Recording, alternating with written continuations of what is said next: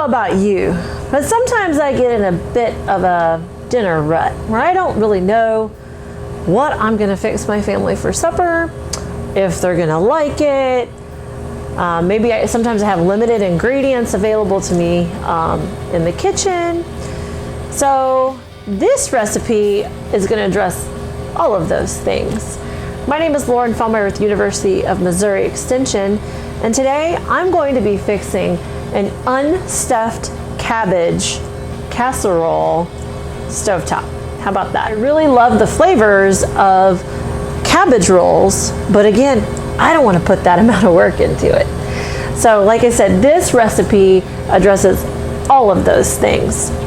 It comes together really relatively quickly.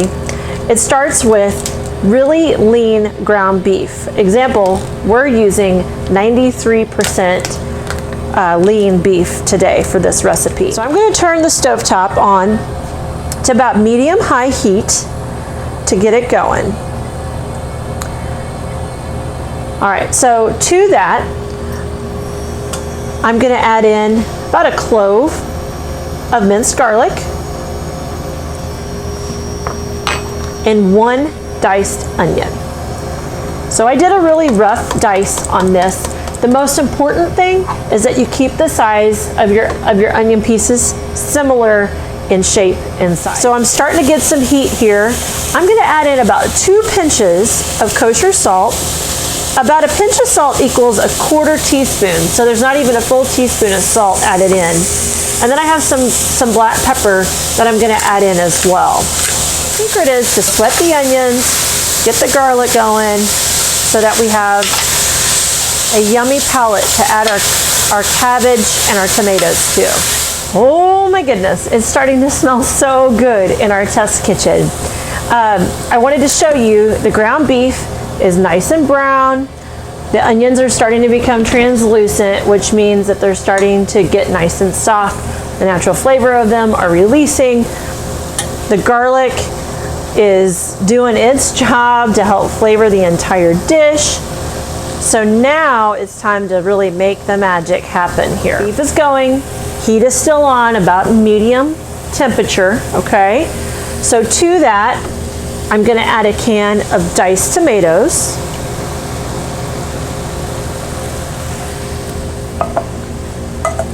I'm gonna add a can of tomato sauce.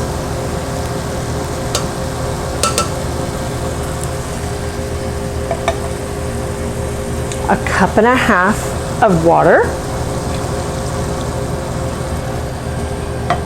I'm gonna stir these together.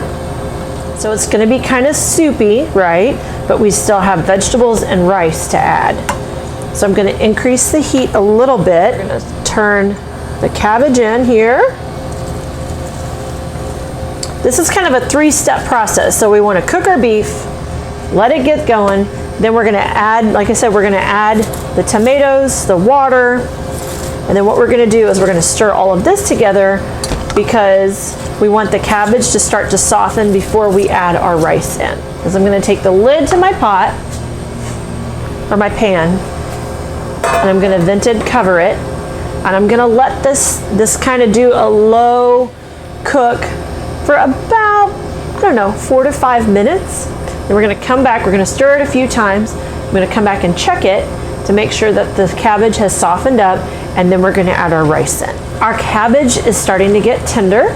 It's still green in color, which is exactly what we want, but it's just starting to kind of, you know, wilt down a little bit because we don't want this to be sad, wilty, yucky cabbage. We want it to still have flavor and texture and all of those good things. But as you can see, we have a nice broth base, okay? So then what we're gonna do is we're gonna take and we're gonna add in the minute rice. We're gonna evenly distribute that. I'm gonna take it and stir it in. And what's gonna happen is the rice is gonna absorb that tomato base that we created with the diced tomatoes and the can of tomato sauce. So what I'm gonna do is I've turned my heat down to, again, medium-low because it was boiling, and then I'm gonna take my lid to my skillet and I'm gonna cover it. I'm gonna set it for about 3 minutes, stir it, set it for another couple minutes, stir it again, and we should be ready to eat. It's been roughly about 5 minutes, so it's time to see if the rice has cooked down, if it's soft, tender, ready to go. We'll see if we get steamed out here. Ha, perfect. So, we'll give it a quick little stir.